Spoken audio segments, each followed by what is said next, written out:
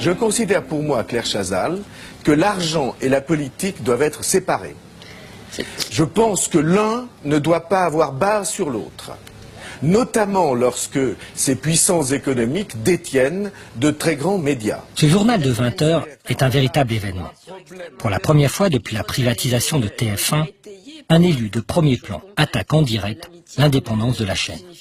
Et ce n'est pas la connivence entre journalistes et pouvoir politique que François Bayrou dénonce, mais la dépendance des principaux médias français au pouvoir économique. Je puis vous assurer qu'il y a un problème républicain dès l'instant que de très gros intérêts financiers, industriels, sont liés à de très gros intérêts médiatiques et sont en liaison intime avec l'État.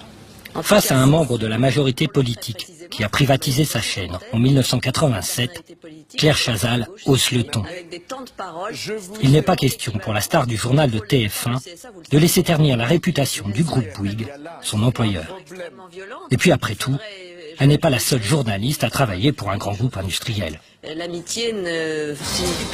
Prenons un exemple, sur une chaîne du service public cette fois. Ce jour-là, c'est la rencontre entre deux autres grandes stars du paysage médiatique. La majorité des Français n'a pas connu le divertissement sans l'un et l'information sans l'autre. Ce jour-là, Michel Drucker, ancien et futur employé du groupe Lagardère, consacre son émission à Jean-Pierre Elkabbach, ancien et actuel employé du groupe Lagardère. Et qui décident-ils tous les deux d'inviter? Arnaud Lagardère, leur patron. Alors, je vous remercie infiniment parce qu'on vous voit très très peu. Vous êtes un homme discret qui se montre jamais. Vous dites c'est pas mon rôle d'être devant les caméras. Absolument. Vous êtes venu par amitié pour Jean-Pierre, qui a été le conseiller de votre père et que vous avez connu du temps de votre père. Un petit mot quand même. Ce que représente le groupe Lagardère, qui est une entreprise leader dans le monde des médias de la haute technologie, parce que le public ne le sait pas, mais il a pratiquement affaire quotidiennement au groupe, qu'il lise un livre, qu'il lise une revue de télévision, qu'il écoute la radio, qu'il prenne un avion. Je vous remercie, ça va être bien repris dans le Canard enchaîné. C'est pas un peu ça? C'est un peu ça, mais il ne faut pas trop le dire. Non, très sérieusement. C'est d'abord une fantastique aventure humaine. Hein. C'est à peu près 250 000 personnes dans le monde. Arnaud Lagardère a raison de taper sur les doigts de Michel Drucker. Le groupe qu'il dirige est une fantastique aventure humaine. Et certainement pas un monopole qui envahirait nos vies. Pour le prouver, nous allons démontrer qu'il est parfaitement possible de passer une journée sans le groupe Lagardère.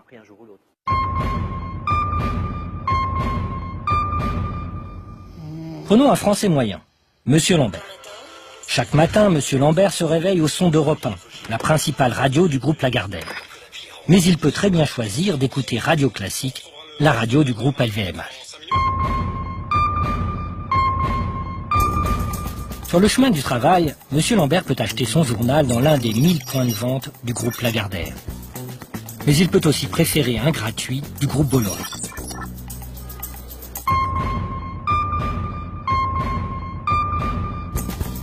Au bureau, la collègue de M. Lambert peut s'informer en surfant sur un site du groupe Lagardère ou en feuilletant un magazine du groupe Lagardère.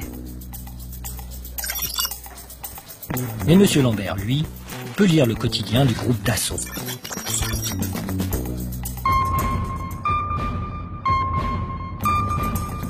En rentrant chez lui, M. Lambert peut acheter l'un des 20 magazines du groupe Lagardère.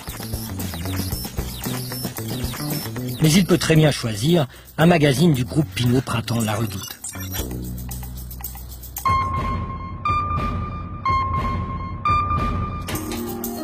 À la maison, M. Lambert peut zapper sur l'une des 8 chaînes du groupe Lagardère.